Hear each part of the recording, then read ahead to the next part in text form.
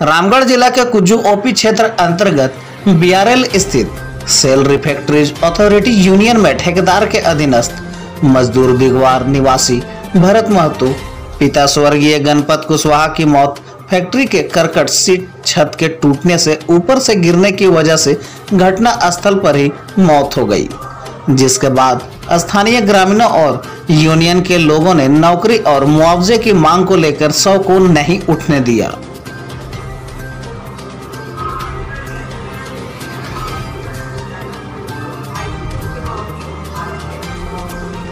घटना के संबंध में बताया जाता है कि Bharat Kushwaha SAIL SRU Ranchi road Marar में कार्यरत हैं और ठेका मजदूर के अधीनस्थ कार्यरत थे।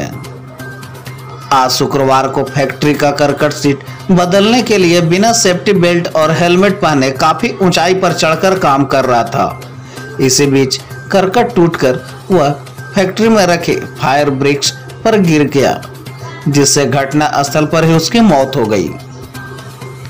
घटना की सूचना पाकर उसके परिजन, ग्रामीण और यूनियन के लोग घटना स्थल पर पहुंचकर नौकरी और मुआवजे के मांग को लेकर अड़े रहे।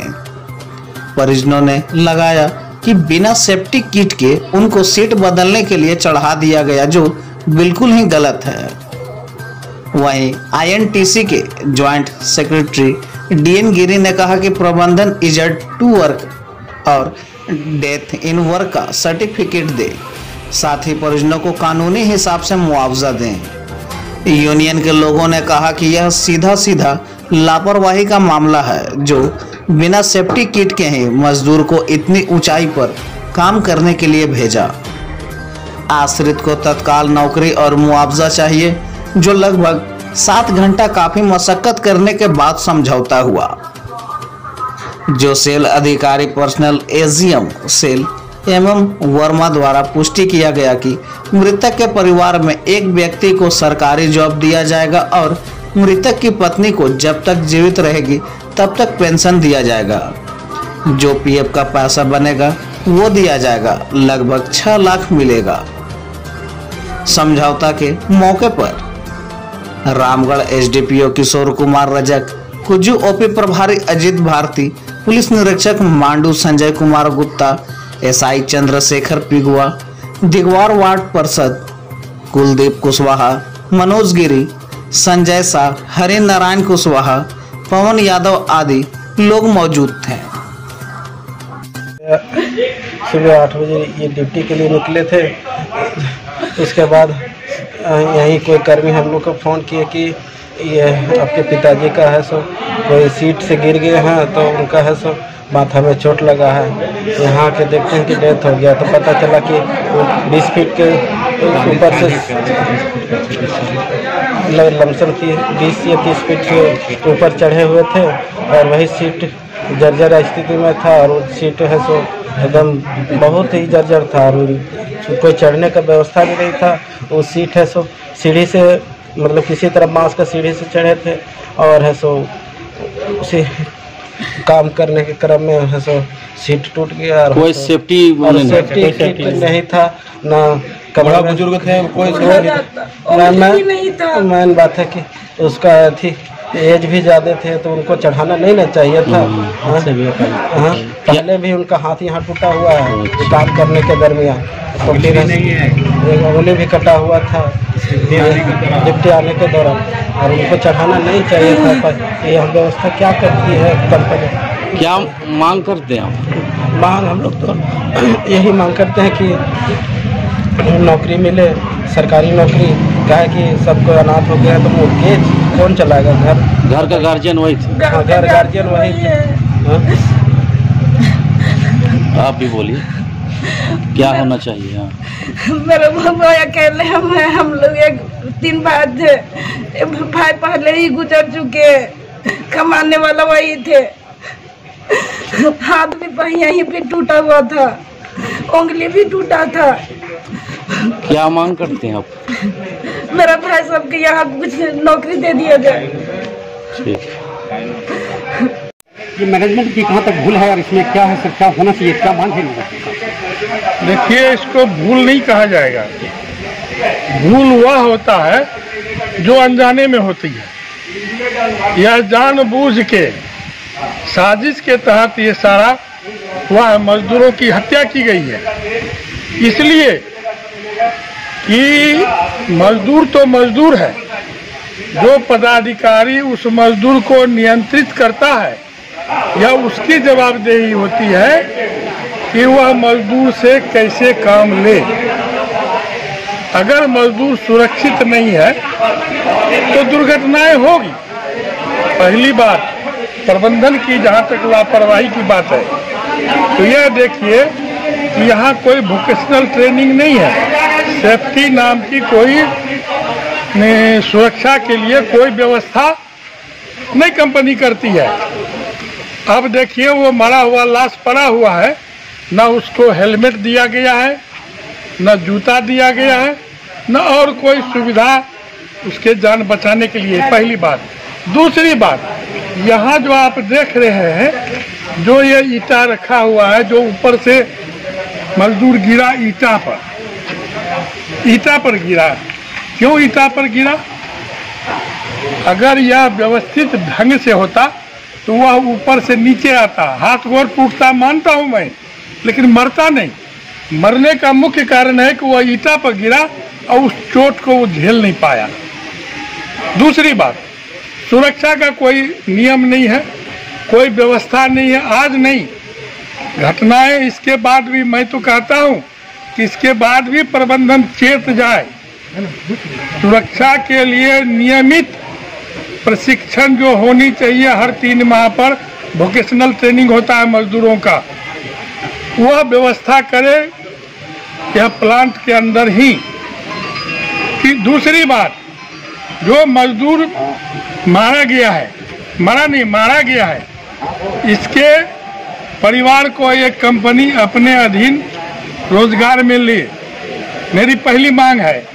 दूसरी, जो इसका मुआवजा बनता है वह पहले यहाँ भुगतान करे और नौकरी यहाँ पर दे, और जिसने इसको ऊपर चढ़ाया उसके ऊपर 302 का मुकदमा अभी कायम हो, तब तो लाश उठेगा। नहीं तो इसके साथ में हो सकता है कि हम लोगों की भी लाश साथ मिल जाए। मेरा नाम डीके राय है।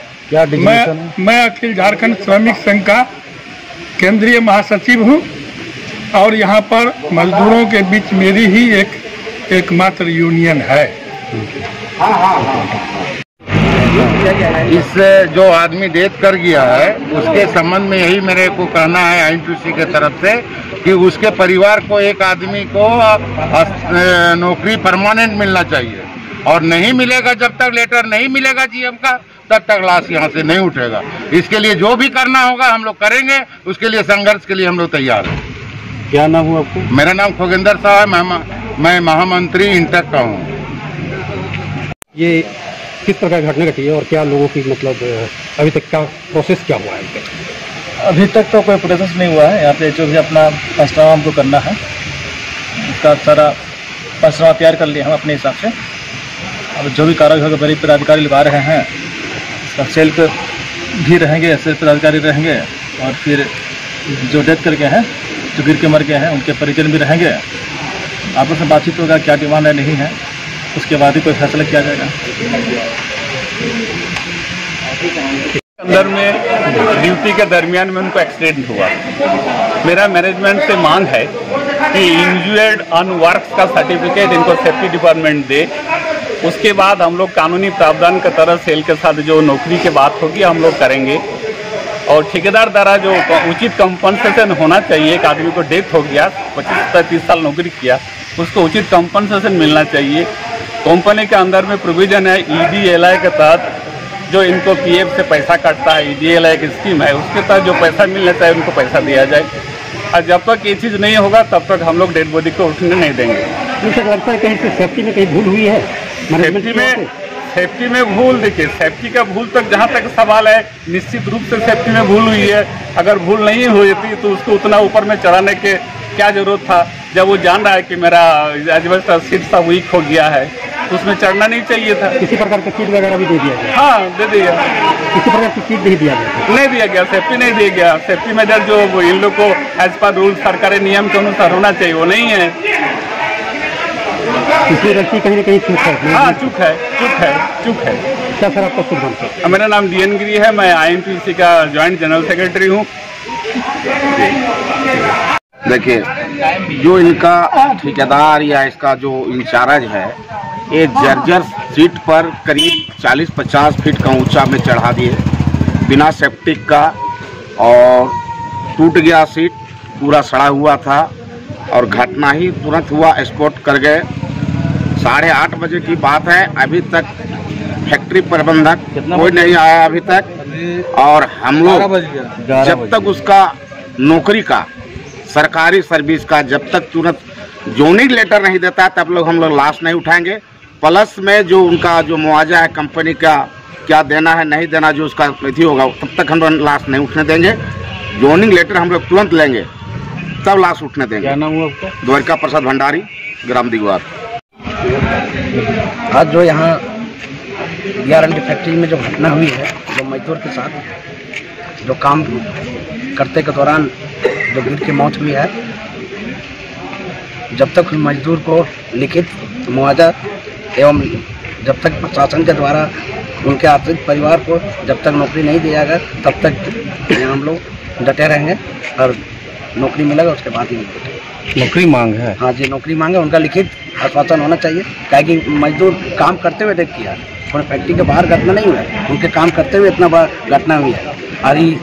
और इस प्लांट के प्रबंधन की लापरवाही हम लोग बर्दाश्त नहीं करेंगे। जब तक वो लिखित आके आश्वासन नहीं देंगे ताकि इनका हम नौकरी नहीं देंगे, तब तक हम लोग नहीं। रांची रोड BRL में जो घटना हुई है वो काफ़ी निंदनीय है। मैनेजमेंट के द्वारा यहाँ के मजदूरों को कोई सेफ्टी नहीं है। अगर सेफ्टी रहता तो आज इतनी बड़ी घटनाएं नहीं।